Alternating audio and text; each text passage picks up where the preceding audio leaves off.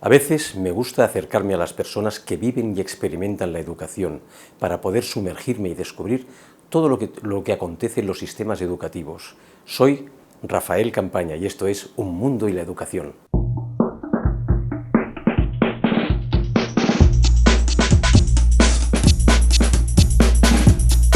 Bienvenidas y bienvenidos a Un Mundo y la Educación, este programa que procura poneros aquí en esta pantalla todos esos contextos sociales, económicos que hacen entender mejor los sistemas educativos de todos los países de los que estamos hablando, ¿no? Hoy precisamente vamos a hablar de Costa Rica. Es un país centroamericano limítrofe entre Nicaragua y Paraguay, de unos 5.300.000 habitantes aproximadamente.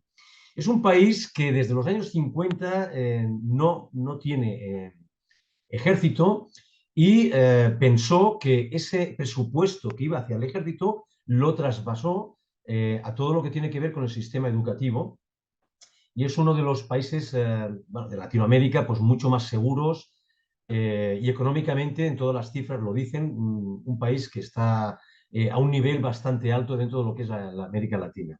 Dicho esto, vamos a hablar con Catherine Hernández en directo desde Costa Rica.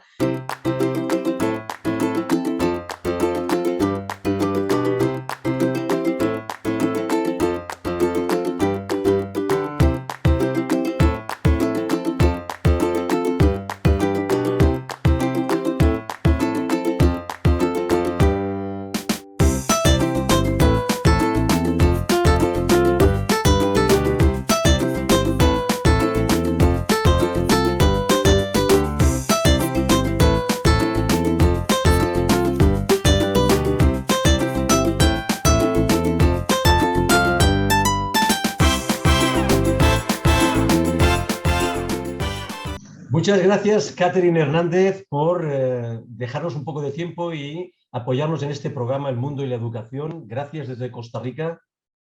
Muchas gracias, Rafael, más bien a mí por invitarme. Yo estoy muy contenta de estar aquí. Gracias. Catherine, si tú tuvieras que valorar del 1 al 10 la educación en Costa Rica, ¿tú qué número le pondrías? Mira, depende mucho del lugar en Costa Rica, digamos a nivel de Valle Central. Valle Central es la parte, como las ciudades, todas se encuentran dentro de un valle, ¿verdad? Las ciudades más importantes de Costa Rica, que serían Heredia, Alajuela, Cartago y San José, que es la ciudad principal acá, la capital. Hay mucha diferencia entre eso y las zonas costeras, por ejemplo, ¿verdad? Si yo evalúo al estudiante que ingresa desde pequeño en la capital de San José, y sobre todo dependiendo de si se va por la educación pública o la educación privada hasta la educación universitaria, va a tener una evaluación totalmente diferente a lo que yo te podría decir de la educación en zonas más alejadas. En Talamanca, por ejemplo, que está en Limón, esas zonas normalmente están mucho más descuidadas. Realmente el acceso a la educación es bastante, o sea, hay mucho acceso a la educación. O sea, sí hay acceso incluso a la educación pública ya a nivel universitario es excelente. Costa Rica es muy bueno y es fácil llegar ahí. No, no es fácil. No es tanto tu nivel económico lo que te lleva ahí, es mucho tu esfuerzo, pero sí depende mucho de a dónde empezaste a estudiar. Eso realmente marca tu futuro. La pandemia, bueno, como es algo mundial, realmente nos ha afectado mucho. Entonces, cuando vos llegas a ver a chicos que ya están en secundaria, pero tienen muchos conocimientos, muchos vacíos más bien en sus conocimientos de primaria, sí vas viendo un rezago muy fuerte a nivel educativo. Antes de esto, digamos, antes de la pandemia, ya hay varios aspectos en la educación pública que están dejando muchos sesgos ahí sociales. Definitivamente hay una educación muy diferente si entras a institución privada que si entras a institución pública, ¿verdad? Sobre todo considero yo porque ahora hay más población que escuelas, ¿verdad? Porque cuando en los 90s, en los 80, la educación pública era muy buena. Hoy por hoy se ha vuelto casi inmanejable un docente con 40 estudiantes en un aula, estudiantes que a veces tienen situaciones sociales donde no no tienen pues de extrema pobreza, donde la educación no es su prioridad, sino su comida es su prioridad. Entonces, eso hace la diferencia entre el nivel educativo. Si vos lográs llevar en un buen colegio, en una buena escuela, incluso a nivel público, ojalá capitalino, sobre todo hay ciertas escuelas que son como más selectivas tal vez, lo cual no es positivo, pero que le dan una oportunidad de mejor educación a ciertas poblaciones vulnerables económicamente. Y llegas a la universidad, es bastante bueno, realmente incluso mejor que muchos países que no son latinoamericanos, que uno esperaría que la educación sea espectacular.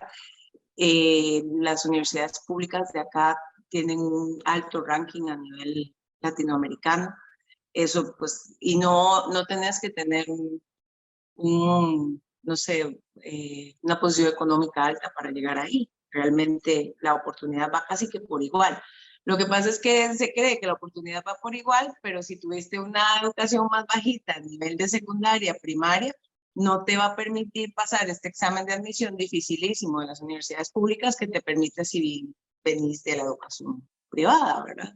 Ahí es donde la desigualdad sigue estando, pero en realidad, si vos logras estar en una universidad de acá, de ese tipo, sí competís con las más altas de Latinoamérica, ¿verdad? Claro. Una magnífica introducción, Catherine, porque ahora hablando de este tema, tema económico, social, realmente hay muchas diferencias en Costa Rica, económicas, sociales, que condicionan al alumnado. Ha sido un tema histórico interesante. ¿Qué te digo? La primera mitad del siglo XX estaba muy marcada la diferencia, ¿verdad? Ya después del 48, que hubo una guerra civil acá, unos cambios, unas garantías sociales, acá se logra que haya una fuerte clase media. Y la clase media estuvo muy fuerte por la segunda mitad del siglo pasado. Ahorita, pues, ahí vamos. Creo que cada vez se va distanciando más, cada vez la clase media está sufriendo un poco más y la dificultad de estar en esos altos rangos, aspirando más para arriba, va más como para abajo, ¿verdad? Se habla de clase media alta, clase media baja y cada vez es clase más baja, ¿verdad? Económicamente, el tema adquisitivo, pues hay una crisis en Costa Rica, definitivamente. Hay un poquito de todo, ¿verdad? No es tanta la pobreza extrema acá, o sea, sí existe, sí hay, pero hay mucha ayuda social. En Costa Rica hay mucha ayuda social, lo cual a veces es también un poco complicado, pero el acceso a la educación está para todos y los chicos que no tienen que comer, comen en las escuelas. Las escuelas son espacios donde incluso durante la pandemia las escuelas cerraron, pero daban comida, ¿verdad? Entonces, los chicos, los padres que no tenían acceso, había un día que iban y llegaban y recogían el diario mes a mes, porque las escuelas también se vuelven eso, ¿verdad? El problema es, bueno, en Costa Rica el nivel migratorio está fuerte a nivel de nuestro país vecino, en Nicaragua, y muchas veces, pues estas escuelas públicas han acogido a los chicos que vienen con un muy bajo nivel académico, y eso va cambiando y permeando todo, ¿verdad? Porque al final, tener chicos en tercer grado que no saben leer, cuando los de nosotros ya en primer grado leen, y vas ahí lidiando con esto. Lo que he notado post pandemia es que mucho del sector público está migrando al sector privado educativo, porque el sector privado logró mantener cierta educación, ¿verdad? Con la tecnología y etcétera, y el sector público no lo logró. El sector público lo que hizo fue enviar prácticas a las casas y así, ¿verdad? Entonces, realmente hay un rezago de 2 años muy fuerte en el sector público. Entonces, muchas de las personas están haciendo un gran sacrificio para entrar a instituciones privadas que no son extremadamente caras, ¿verdad? Porque hay unas que son impagables para el sector clase media. Entonces, pues eso ha estado pasando. Pero sí, no está tan marcado en Costa Rica el tema como de la pobreza y la riqueza. Desde luego siempre hay extremos, pero sí hay muchos como matices en la clase media, ¿verdad?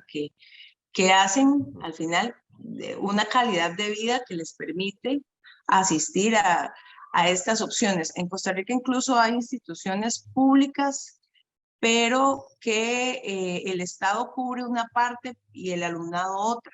Entonces, por ejemplo, los colegios técnicos en Costa Rica, que son colegios que los chicos salen con un técnico antes de entrar a la universidad, entonces un año más. Estos son colegios muy buenos a los que pueden acceder personas de cualquier estrato social y lo asume el Estado, ¿verdad? Lo que pasa es que estos son colegios más selectivos, entonces son colegios donde hay un examen de admisión, entonces ahí cambia la cosa a nivel de la calidad educativa.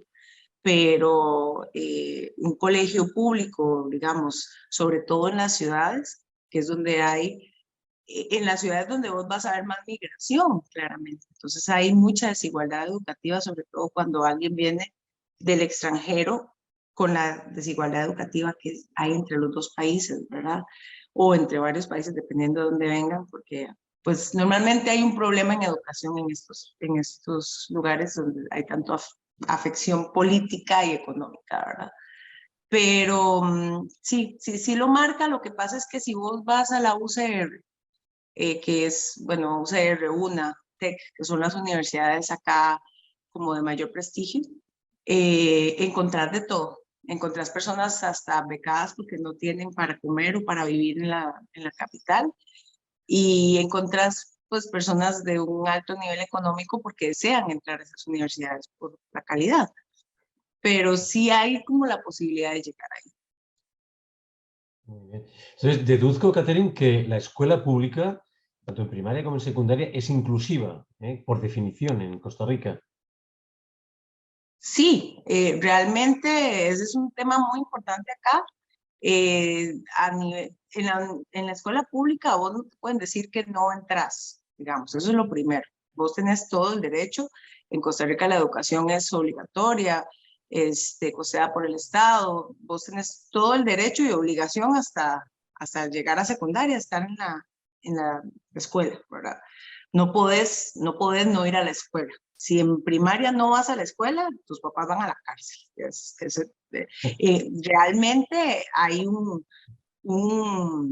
digamos, vos no ven niños aquí en ¿cómo te digo?, públicamente trabajando. Eso no es común en Costa Rica. No te voy a decir que no existe, porque obviamente siempre hay cosas que están por debajo que uno no nota. Pero en Costa Rica los niños están en la escuela. El analfabetismo es mínimo, mínimo. O sea, realmente zonas muy alejadas donde no hay tanto control. Pero los niños van a la escuela. Lo que pasa acá es, pues obviamente, cuando no hay mucho apoyo del hogar, cuando los chicos están muy en abandono, pues hay un fracaso escolar, que es lo que se trata de evitar.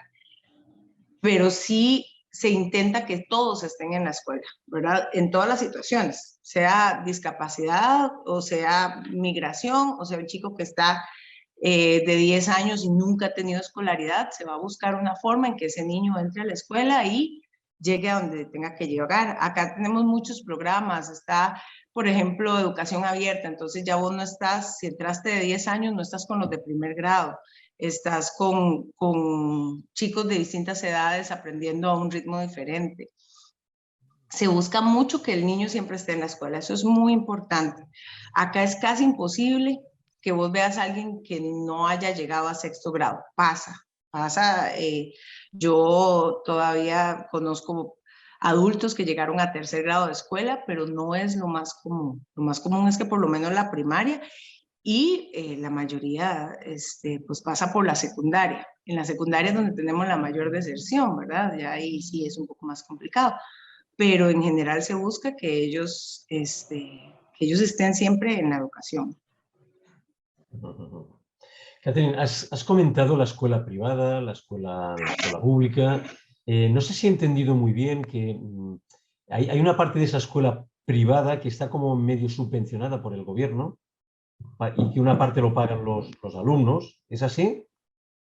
Hay instituciones donde se empezó a subvencionar.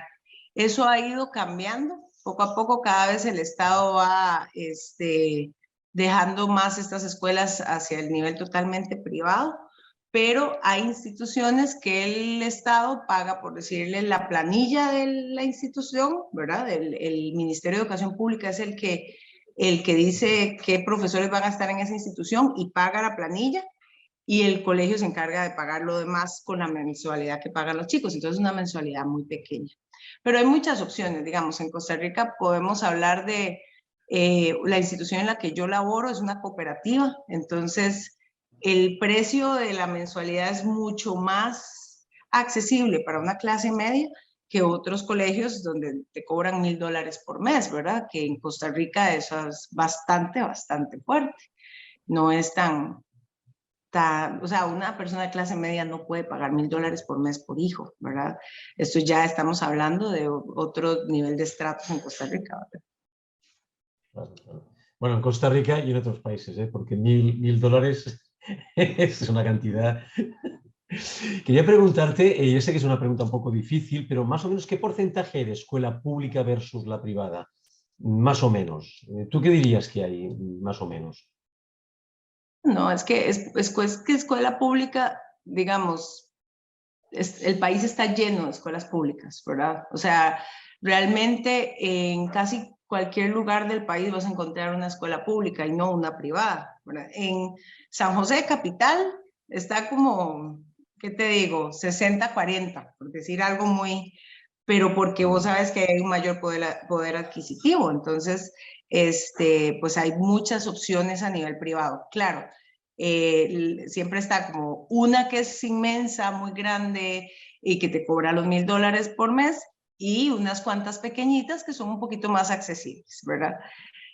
Pero, por ejemplo, yo vivo en un cantón, Tibás, digamos, Costa Rica se divide por 7 provincias, cada provincia tiene una cantidad de cantones, yo vivo en Tibás, ese es uno, y yo te puedo decir que aquí hay alrededor de 3, 4 escuelas públicas, ¿verdad? Solo en un cantón, que son espacios pequeños, digamos, yo puedo recorrer caminando el cantón en 2 horas, 1 hora, o sea, es un espacio pequeño, y ya ahí tenés 4 escuelas públicas. A nivel privado, encontrás algo parecido, pero en Tibás, que es súper poblado. Pero si vos ya te vas a Limón, que es una provincia enorme de Costa Rica, donde sí la situación económica en Limón es muy fuerte, hay mucha pobreza, muchísima pobreza, entonces ya no vas a encontrar tanto colegio privado. Ahí vas a encontrar un montón de escuelas públicas, que te digo, 95,5, digamos, de porcentaje.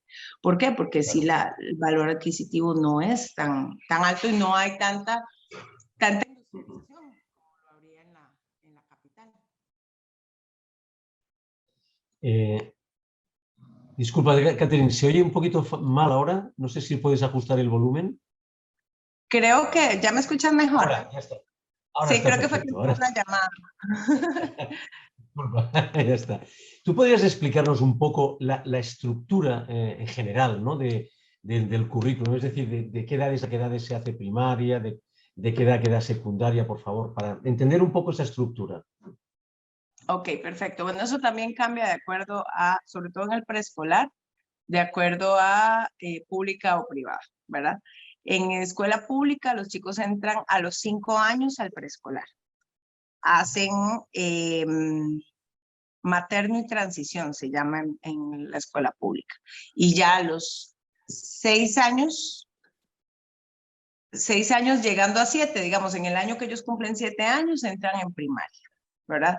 En escuela privada, el preescolar empieza casi desde que naciste, ¿verdad? O sea, hay prematerno, materno, kinder, prekinder, no, prekinder, kinder, preparatoria. Entonces sí entras como desde los 2 años, y eso es una gran diferencia, ¿verdad? A nivel de desarrollo de habilidades.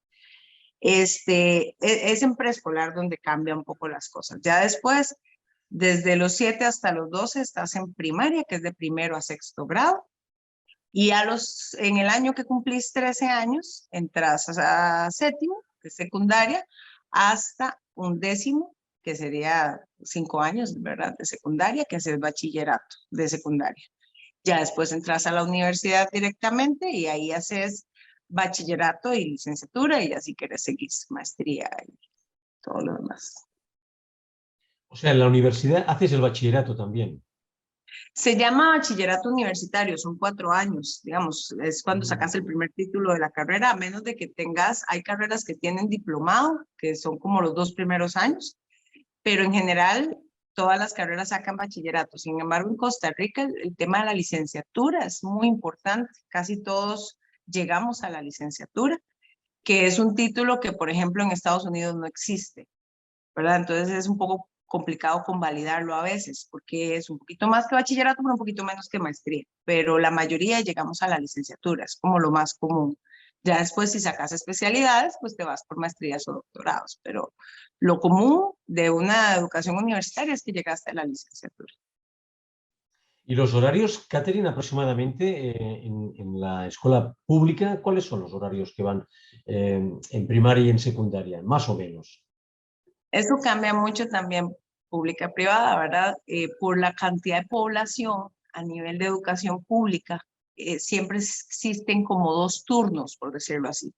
Entonces, los chicos, hay chicos que van por la mañana y chicos que van por la tarde. Entonces, ellos van aproximadamente mediodía. Claro, esto cambia, ¿verdad? En los colegios que son especialistas o especializados como los técnicos. Entonces, en los colegios técnicos iban todo el día, van desde las 7 hasta las 4 de la tarde. En colegio privado normalmente es de 7 a 3. Eso es como lo más común. Un poquito antes, un poquito después. Pero a nivel de primaria y secundaria, en preescolar siempre es mediodía. Preescolar siempre es mediodía. En pública es hasta como las 10 de la mañana. Pero vamos a lo mismo, es que la educación pública está sobrepoblada. Hay demasiadas personas, es aulas de 40 personas. O sea, es un aula. En el privado se manejan de 20. Ese es el número 20-25, es el número que se maneja en un aula de educación privada. Baja o sube dependiendo de la institución, pero esa es como la media. Pero a nivel de pública, pues 40, y ahorita están peleando que no sean 40, que sean como 36, pero realmente es inmanejable un número de 36 estudiantes de primer grado, ¿verdad? Y ahí es donde se ve afectado, y además mucho menos horas que el resto de las instituciones, porque solo van mediodía. 40 alumnos es una barbaridad, es una barbaridad. Yo quiero preguntarle también un poco la estructura a nivel de asignaturas, hablo en general, por el tema de horarios y peso, ¿no? ¿Qué peso tienen determinadas asignaturas y qué peso tienen otras, ¿no? Me imagino que las lenguas, en fin, no sé cómo lo tenéis organizado.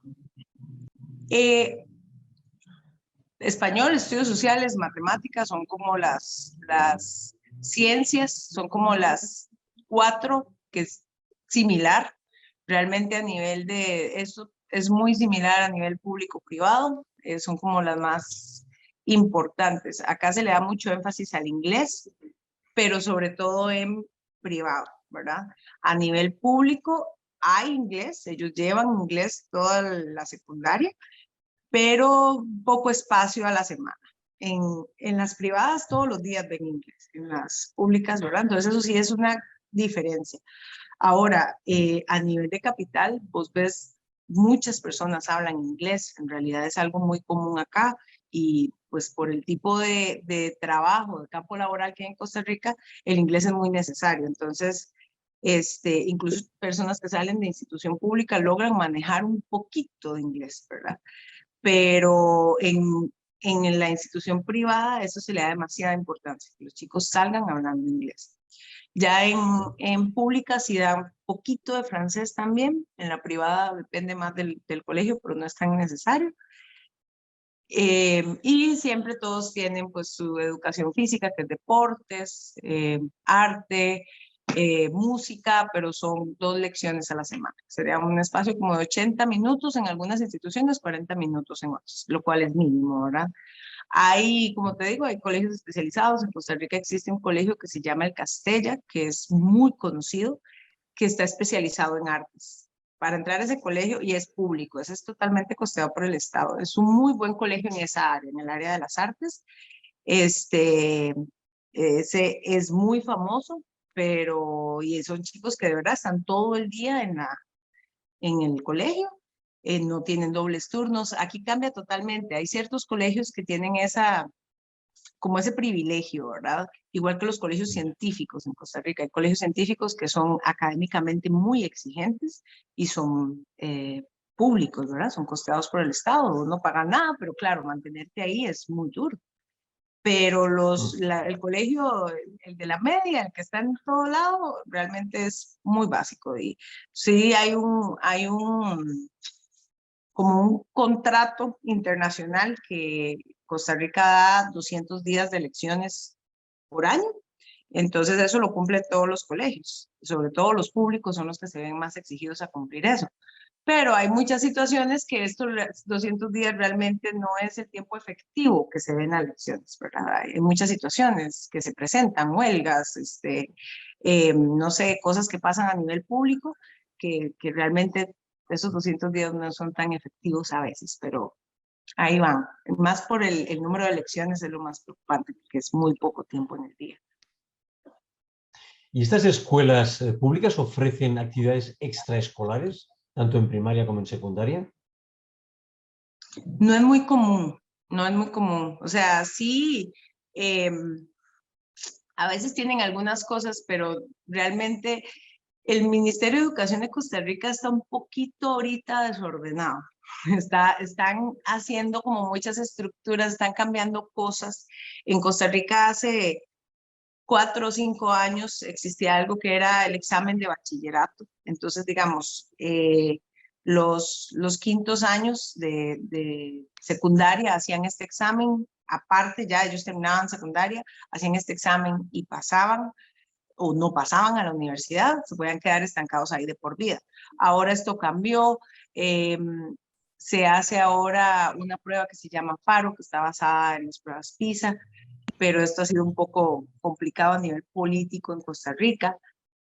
Todo esto genera que haya mucho gasto en muchas cosas y no dan para hacer cosas extracurriculares. O sea, los chicos con costos realmente tienen para sus docentes estipulados para las materias.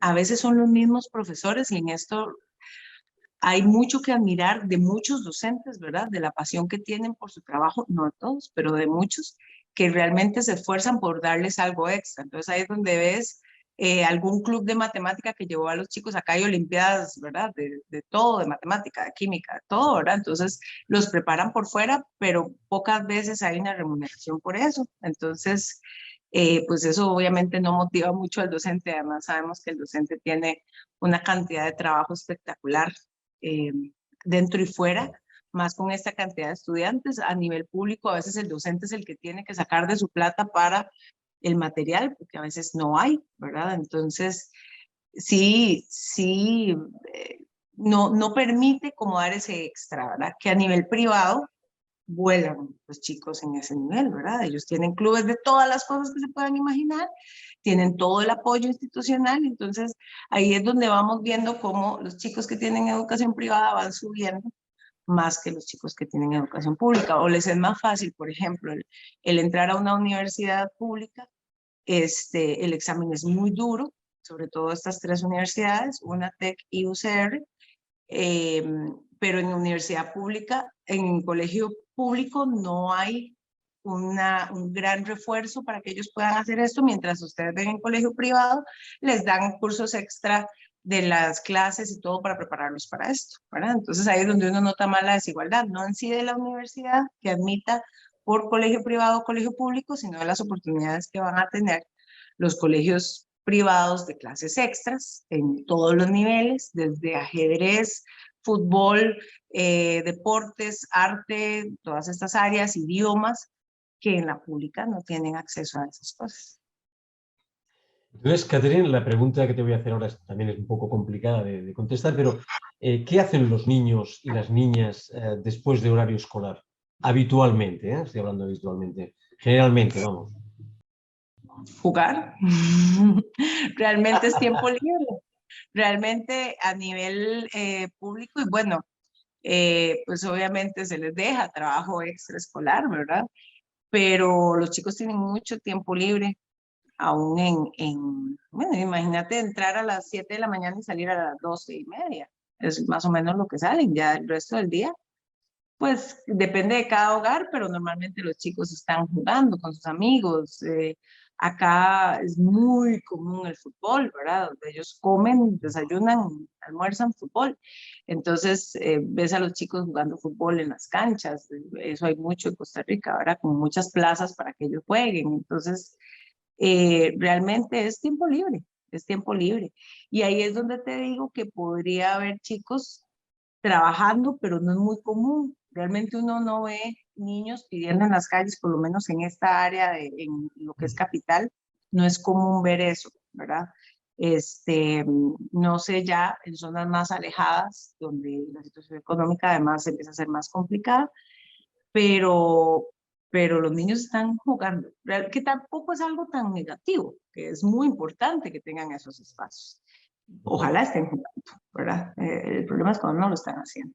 Eso ojalá también fuera parte de el currículum educativo, porque el deporte es súper importante. Pero bueno, muchos niños también viven en hogares donde es un poco complicado a nivel social y no están en un ambiente sano después de la escuela. Comprendo. Entonces, Catherine, la valoración que tiene la sociedad del docente, de la figura del profesor, de la profesora, ¿es una valoración positiva o cómo lo ves esto? No, no, no, no. En Costa Rica, de los sindicatos más fuertes es el sindicato educativo, ¿verdad? Entonces, las huelgas más fuertes en Costa Rica han sido de parte de los docentes. Algunas veces con razón, otras veces pues habrá que juzgarlo desde otras perspectivas, ¿verdad? Pero para los padres, el ver a los docentes en una huelga por meses a veces y sus hijos en las casas no les deja como muy bien. Nunca la sociedad costarricense apoya una huelga, digamos. Eso, aunque es un derecho y es positivo, y cuando uno ve las razones por las que se hacen las huelgas, muchas cosas tienen razón, pero la sociedad eso lo margina. Entonces hay una idea ahí en el inconsciente colectivo de que los docentes son vagos, de que tienen muchas vacaciones, eso sí. En Costa Rica el docente tiene, ¿qué te digo? Como no sé, casi que un mes de vacaciones a la par del resto de los empleados públicos o empleados de otro tipo de carreras, digamos, de profesiones. El docente tiene las vacaciones que tienen los estudiantes. Entonces eso da la impresión, o de que si trabajan solo mediodía, da la impresión de vagancia, y esa es la percepción que tiene la sociedad costarricense, sobre todo el docente en escuela pública. Claro, hay que ver ya la realidad. El docente se lleva trabajos, hasta los domingos está trabajando, es todo este trabajo que no es pagado, todo los planeamientos. Aquí se piden papeles, pero hasta para tirar para arriba, ¿verdad? O sea, el nivel de burocracia de un docente, de todo lo que tiene que hacer en un aula, el tema acá de la igualdad de oportunidades. Esto en Costa Rica es muy inclusivo y se lucha mucho porque todos estén en la educación, pero eso a veces implica que chicos con diferentes necesidades en una misma aula tenga 5 chicos con distintas necesidades, entonces hay que planear para los 40 y para los otros 5 de forma diferente, y ese es trabajo que el docente hace en su tiempo libre, ¿verdad? Que realmente es muy complicado, pero la percepción de la sociedad no es positiva. Y digamos, más ahora que hace 20 años, 30 años, sí es muy común, yo eso sí no sé si es a nivel mundial, pero es muy común que el docente siempre es cuestionado. Ya eso sí, nivel público, nivel privado. El docente, o sea, las personas de mi generación hablamos de que cuando nosotros éramos pequeños y el docente decía, su hijo habló en clase, el que regañaban era uno, ¿verdad? Hoy por hoy no funciona así. O sea, si yo envío un mensaje a casa, a veces en casa te dicen, no, o sea, no es así. Entonces, el docente ha perdido ese respeto de parte de la sociedad. Definitivamente los que trabajamos en educación estamos en lo más bajo de la cadena alimenticia, ¿verdad?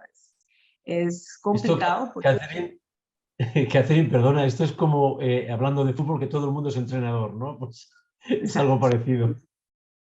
Claro, porque además a uno le llegan mensajes de familias de cómo tienes que hacer el trabajo. Y literalmente te dicen, mira, esto deberías explicarlo diferente o esto deberías hacerlo así. Es increíble uno está en la vista de todos. Y ahora con la pandemia eso fue todavía peor, porque entonces además estabas dándole la clase a los 20 chicos y a los 20 familias, ¿verdad? Porque a veces entraba la familia, mira, teacher, es que fulano, ¿verdad? A nivel privado se le dice el teacher a todos los docentes, ¿verdad? Y a nivel público, ahí ya, profe, niña, le dicen a la maestra. Pero sí, o sea, realmente es muy complicado la percepción del docente ante la sociedad. Incluso si entramos ya a nivel universitario, en Costa Rica es sumamente criticado, pero sumamente criticado el salario que reciben los docentes universitarios de universidad pública. Pero estamos hablando de personas que tienen doctorados y se critica que tengan un salario como el de un ingeniero, por ejemplo, porque son docentes. Entonces, aunque sean doctores en, no sé, en enseñanza o doctores en filosofía o doctores en cualquier área, y lo que cuesta sacar un doctorado, ¿verdad? Que eso es, no, a él se le tiene que pagar un salario de docente. No puede ganar jamás la mitad de lo que gana un médico, porque los médicos en Costa Rica, y asumo que a nivel mundial, tienen un salario altísimo, pero el docente no. Entonces es muy criticado y se pide mucho que se recorte en educación. En Costa Rica nosotros, en el momento en el que, a nivel histórico, en el momento en el que se corta a mitad del siglo pasado el ejército, Costa Rica es un país sin ejército, se da ese dinero a la educación.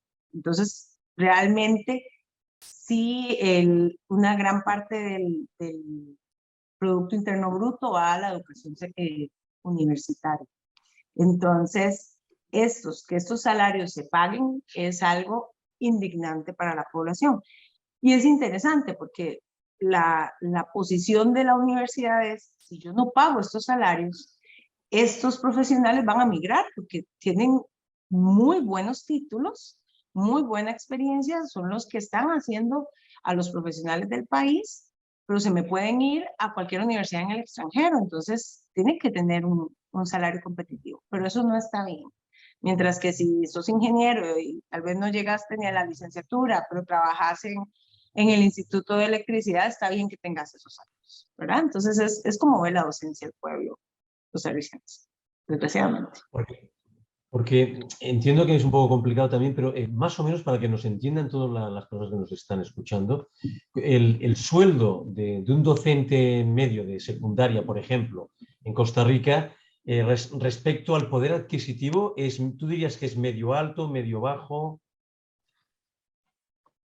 Digamos, es muy diferente a nivel público y a nivel privado.